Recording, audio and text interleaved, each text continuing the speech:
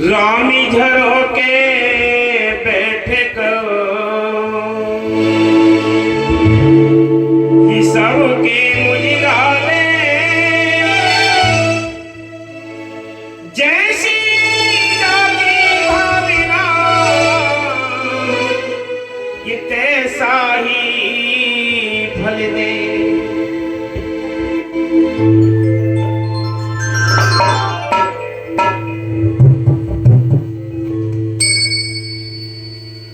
उलझने सुलझे ना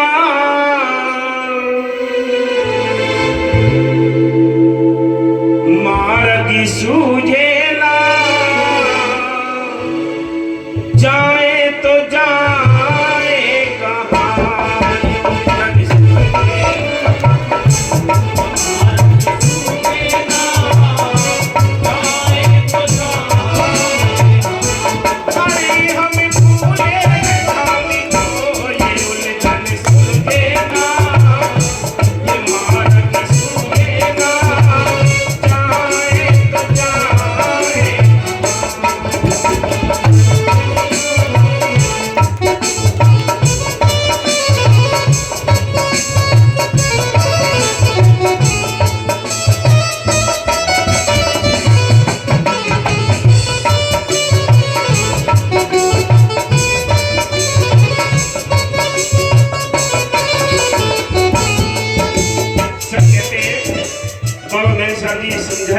ये सारी दुनिया इस जाल में उलझी पड़ी है। ये जाल कैसा है? ये ऐसा जाल है जैसे नॉर्मल सूत उलझा पड़ा हो। ये कैसे सुलझेगा? ऐसे ही आत्मा ये उलझी पड़ी है कर्मों के जाल में। इसको सुलझाने के लिए संत आते हैं और एक एक कड़ी एक एक धागा इसको समझाने की कोशिश करते हैं। कहते हैं ये पराया देश है, ये काल की नगरी है, यहाँ कोई भी जीव सुखी नहीं है। सुखी है तो वो जिनका ख्याल मालिकों में जुड़ा है, जो अपने घर गृहस्थी के काम काज करते हुए अपने घर पहुंच गए, वो भाग्यशाली हैं। बाकी हम सभी 84 जेल खाने में भूति खाते रहे। संत कहते हैं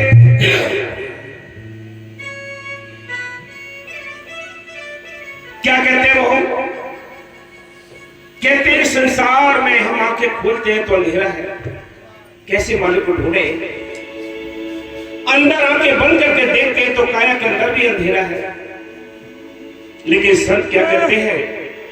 संत कहते हैं कि इस काया के अंदर इतना प्रकाश है, इसके अंदर रखी हुई जो इतनी वस्तुएं हैं सब दिखाई देती हैं। लेकिन कब ये जब ताला खुलेगा, दरवाजा खुलेगा, ये खिड़की खुलेगी तब। संतों ने हमेशा ये नाम जपाया है और ये सुलझाने का काम किया है। तो कहते हैं कि मालिक की मेहर से ये उलझन तभी सुलझेगी जब हम मालिक की मेहर से मौके के संतों का बख्शा हुआ नाम जपे, अपने रास्ते को चुने और अभ्यास चलते फिरते उठते बैठते करते रहे। तब धीरे धीरे ये कर्मन की जो उलझन है ये धीरे धीरे कटेगी। कर्म हमारे प्राचीन है, कमाई कम है, इसलिए हमारी उलझन और ज्यादा बढ़ जाती है। इसलिए संत कहते हैं ये उलझन सुलझे ना, ये मार्ग सूझे ना, जाए तो जाए।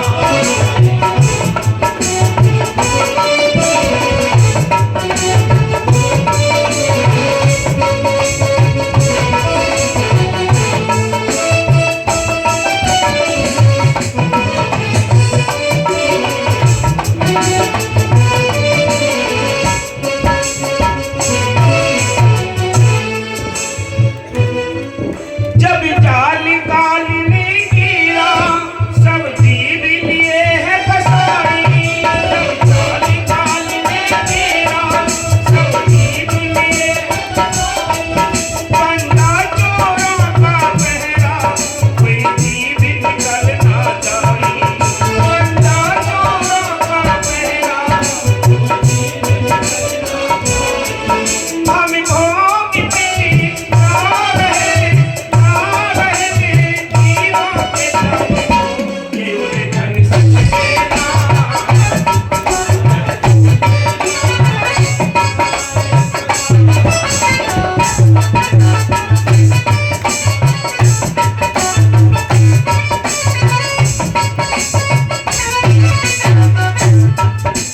मालिक की मेहर से संत कहते हैं ये काल और दयाल का दो सरकारें हैं।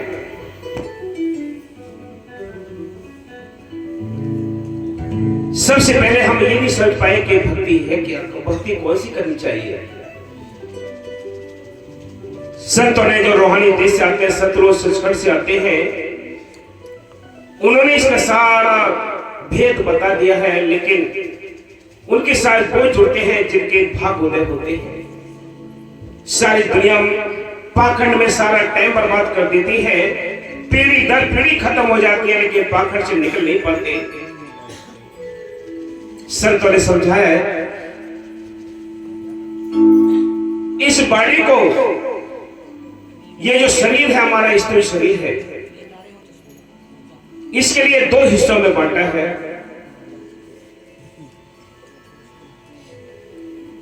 एक हिस्सा वो है जो हम गुदा चक्र से शुरू करते हैं।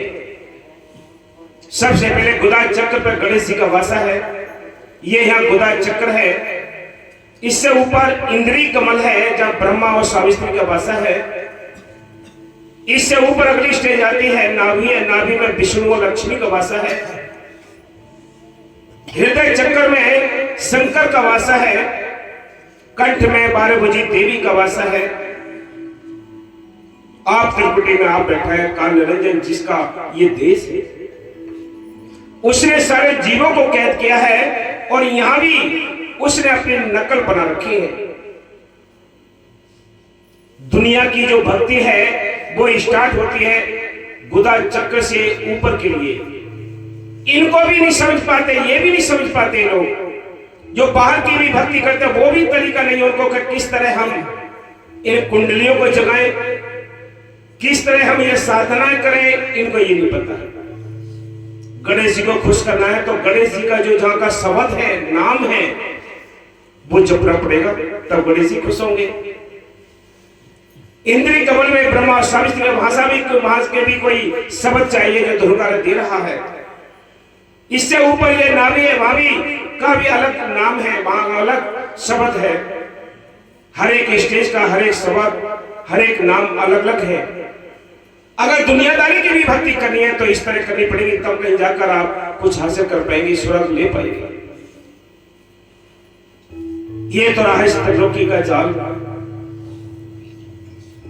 सच्चे संत जो चौथे लोग से आते हैं, जो रूहानी देश से आते हैं, वो ये नीचे के चक्कर समाप्त कर देते हैं, नीचे के चक्कर सब खत्म कर देते हैं। वो ध्यान टिकाते हैं या तीसरे दिन जहां बिंदी लगती है यहां ध्यान टिकाकर और ऊपर के 6 चक्कर तय कराते हैं। नीचे के 6 चक्कर है और ऊपर के भी 6 चक्कर है। ये काम केवल अभ्यास से होगा। जो चौथे लोग से संत आते हैं, रूहानी फकीर आते हैं, वो ये जाल खत्म कर देते हैं। नीचे कोई टेंशन नहीं है, आपको सीधे डायरेक्ट ध्यान टिकाते हैं। जो तीसरे दिल पर ऊपर के लिए चढ़ाई होती है, नीचे को नहीं। नीचे ये जितने यानी द्वार है खुले हुए, इनमें सब गंध है। यहाँ गंदगी है, कान में, नाक में, टट्टी पेशाब सब जगह गंदा है। लेकिन अगर यहाँ आंखों के बीच में आप ध्यान टिकाकर ऊपर को बढ़ेंगे, सूरत जब ऊपर को चढ़ेगी, यहाँ इसको खुशहाली खुशहाली और खुशबू खुशबू मिलेगी। तभी तो संत कहते हैं कि वो ऐसा देश है जहां आनंद ही आनंद है, नूर ही नूर है, सफाई है। ऐसे देश को छोड़कर आत्मा ये काल के देश में फंसी पड़ी है। इसको निकालने के लिए संत आते हैं। कबीर साहब कहते हैं चल हंसा सतलोक हमारे, छोड़ो ये संसार हो, ये संसार काल है, राजा कर्म को जाल पसारा हो। यहाँ कर्मों का जाल पड़ा है, कोई भी जीव सुखी नहीं है। इसलिए संत आते हैं, नाम जपाने के लिए आते हैं, वो पाखंड में फंसाने के लिए नहीं आते हैं। वो पाखंड से निकालने के लिए आते हैं और कहते हैं नाम जपो भाई, ये चलते फिरते उड़ते बैठते हंस में याद कर सकते हैं। तो काल ने क्या किया है? काल ने ये जाल बिछा दिया। क्या जाल बिछा दिया कि जब जाल काल ने डाला, सारे जीव लिए हैं फसाई। पंजा चोरों का पहरा, पहरा किसका? काम, क्रोध, लोभ, मोह, अहंकार, ये 5 बहुत बड़े शत्रु हैं, आत्मा को घेरे रहते हैं। इनकी पांचों की और औलादे हैं, 5-25 प्रकृतियां, रजोगुण, तमोगुण, सत्वगुण, कर्म, कांड, निंदा, चोरी, बैर, विरोध, ईर्ष्या, तमाम ये काल का जाल बिछाया हुआ है। कैसे आत्मा निकले, कैसे आत्मा जाए अपने घर के लिए, किसको पता नहीं। चारों ओर से गिरी हुई आत्मा है, अकेली आत्मा, सत्पुरुष के अंश है। इतने हजारों दुश्मनों के बीच फंसकर भी जो नाम जपते हैं वो बड़े बहादुर और बड़े सूरवीर हैं। तभी तो संतों ने लिखा है कि साधो भाई बन जाओ वीर लड़ाका, जमने मार जीत जाओ युद्ध में, फिर खिलो ज्ञान झड़ाका। तुम ये पार कर गए घाटी को, फिर देखो कैसा आनंद और झड़ाके होंगे फिर तो ज्ञान के। ये किताबों का मोहताज नहीं ज्ञान। कबीर साहब कोई डिग्री लेने नहीं गए किसी कॉलेजों में, रविदास ने कोई पढ़ाई नहीं की कहीं जाकर। जितने संत महात्मा रूहानी फकीर आए कभी किसी ने डिग्री हासिल नहीं की है, वो अंदर की पढ़ाई की। उनके अंदर की पढ़ाई इतनी कामयाब है कि आज कबीर साहब के एक एक शब्द पर पीएचडी होती है, रिसर्च होती है। जो अनपढ़ थे उन्होंने इतना लिख दिया कि ये व्याख्या भी नहीं कर सकते। बाबा मस्तानी जी कहते हैं ये बाहर के ग्रंथ शास्त्र पढ़े, तुम अपने अंदर का ग्रंथ शास्त्र पढ़ो। बाहर के अमृत पिए, तुम अपने अंदर का अमृत पिए हो। इशारा संतों ने अंदर का ही दिया है। इसलिए संत कहते हैं तो हम बाहर भटकते हैं और बाहर भटक के सारा जीवन बर्बाद कर देते हैं और इस 84 के अधिकारी बन जाते हैं। इसलिए संत कहते हैं क्या ये उलझनी सुलझे ना, मार्गी सूझे ना, जाए तो जाए।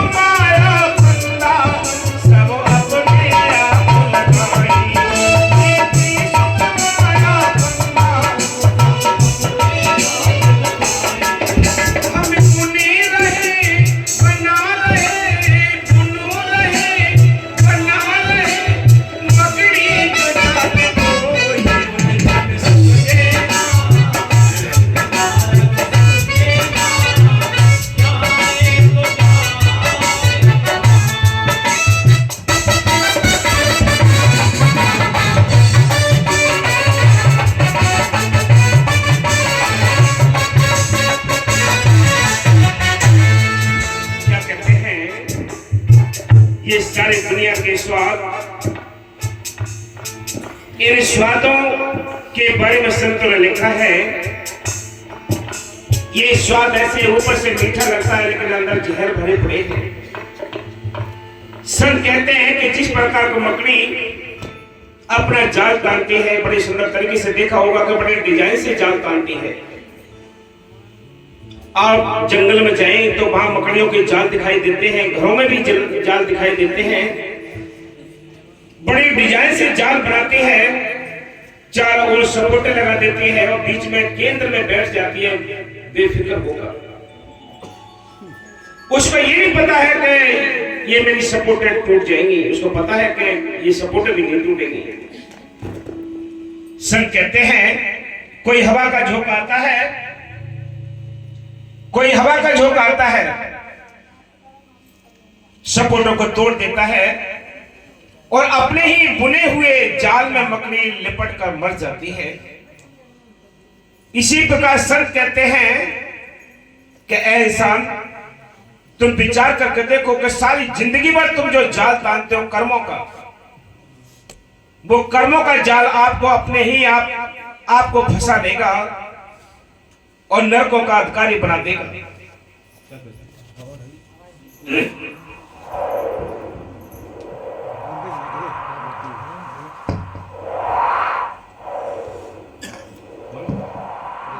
ये उलझन सुलझे ना,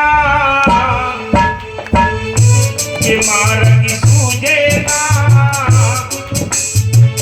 जाए तो जाए